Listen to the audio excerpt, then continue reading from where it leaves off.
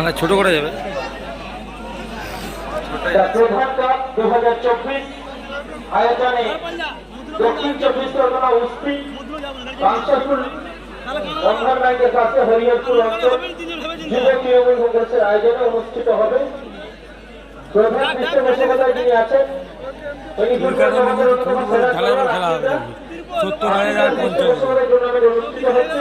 শীতকালে এনটিভি মাত্র 8,000 16 দলীয় খেলা 8 এবং 9 জানুয়ারি সোম মঙ্গলবার।